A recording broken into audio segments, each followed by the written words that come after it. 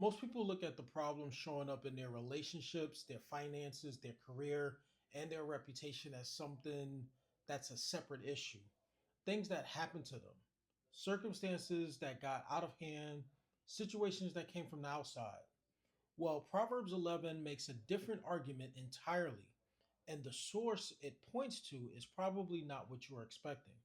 So here we are, week 11, Proverbs chapter 11. Now, before I get into it, I want to name something about where we are in this particular series right now. When I started reading Proverbs, I was always asking questions about what does this verse actually mean? And then somewhere around chapter 10, that question started shifting.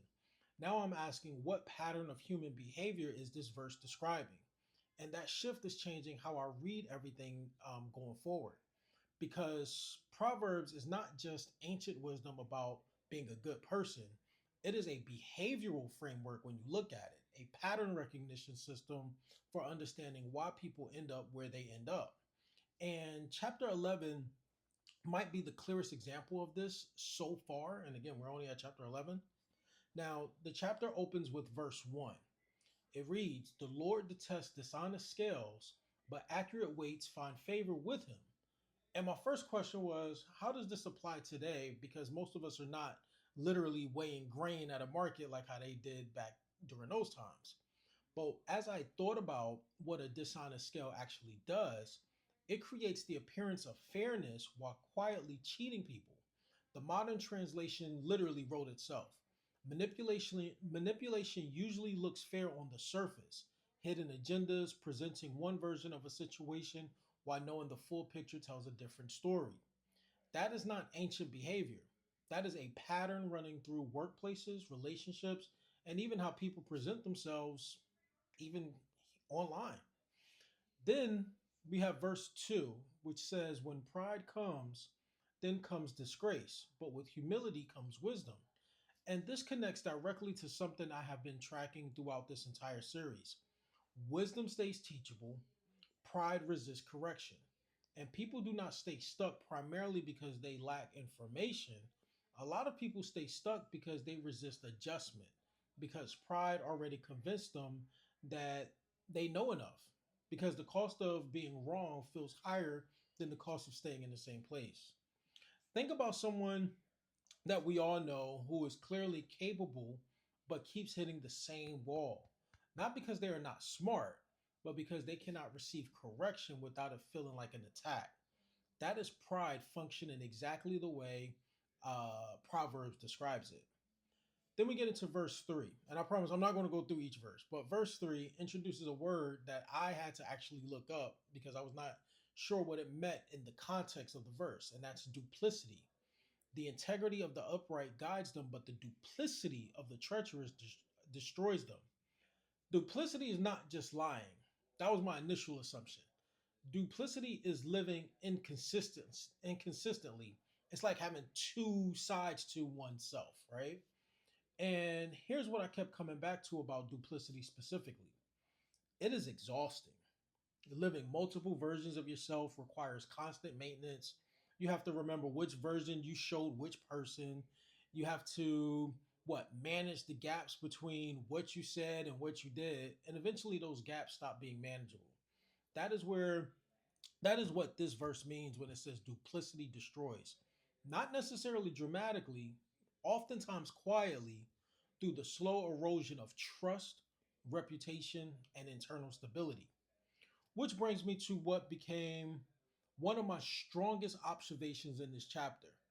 Integrity creates stability because deception eventually creates fragmentation. Not perfection. Integrity does not mean you never make mistakes, it means consistency, being the same person um, all around. Okay, no gap between the two versions. And when there's no gap to manage, life actually gets simple. All right, the truth reduces the cognitive load of living, right? So you don't have to keep up with these things. All right, and I believe this is what Proverbs is pointing to. So here's a question: where in our lives right now is there a gap between who we are publicly and who we are actually operating as privately? Not a guilt question, just an honest one. Because that gap, whatever it is costing you something. Now, I want to stop here and spend a moment on verse 22 because this one caught me completely off guard. Like, completely off guard.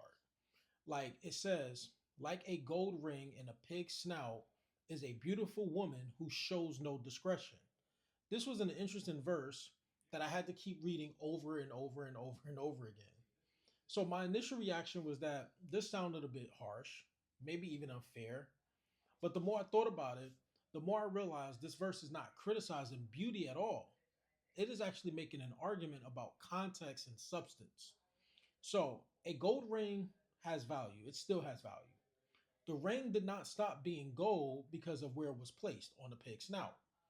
But the setting it is placed in changes what people notice about it. The value of the ring gets overshadowed by the context it is sitting in. And the modern translation of that is this: presentation can never permanently replace substance. You can have every external quality working in your favor and still have your impact undetermined by a lack of internal character. Discretion here is not just about being quiet or reserved. It is about wisdom on how you move, knowing what a moment calls for, and responding accordingly.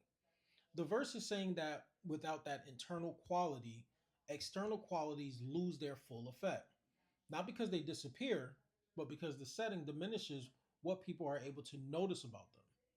That is not a criticism, that is just an honest observation about how character and presentation actually work together. Now, let's talk about the second half of this chapter because this is where Proverbs starts moving from personal wisdom into something more relational. And this shift honestly changed how I read the chapter entirely. So now, verses 24 through 26 talks about generosity versus withholding. One person gives freely yet gains even more. Another withholds unduly but becomes to poverty.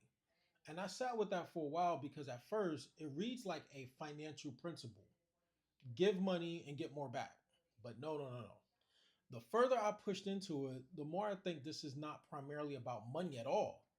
It is about how people handle value in general, whether that's knowledge, encouragement, opportunity, mentorship, relationships built over years. All of that is a form of value that people either contribute or withhold. And the pattern Proverbs is describing here applies to all of it. Then verse 26 gets specific about hoarding grain. And in biblical times, grain was not just a commodity, it was survival, it was provision. It was what stood between a community making it through a hard season and not. So someone who hoarded grain during the shortage was not just protecting themselves, they were protecting themselves while the people around them suffered. And this verse says the community actually curses them for it. Now, the modern version of hoarding grain is known as what we call gatekeeping, withholding knowledge from people who could use it, refusing to share opportunities, operating from a place of scarcity that says if I help you get ahead, somehow I fall behind. That is fear dressed up as strategy. And here's what kept coming back to me about that dynamic: fear says hold on to everything.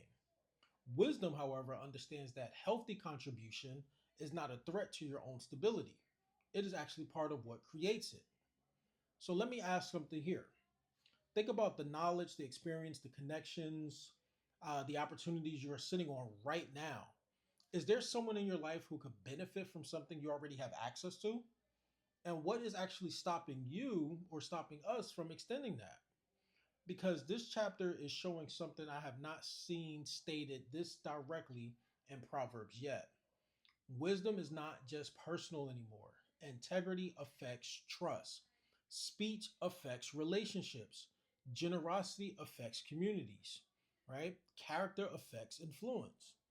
The decisions you make privately are not staying private. They are rippling into the lives of every person connected to you, whether you intend for that to happen or not. Now, nothing in Proverbs feels isolated anymore. And that is the thing I want to leave you with as we close this chapter. because this is where the open loop from the beginning of this chapter of the at the beginning of this video, I'm sorry, finally closes. So, the problems showing up in our relationships, our finances, our career, our reputation are not separate issues. They are not random. They are not primarily the result of circumstances or bad timing or other people's decisions. They are reflections, they're mirror.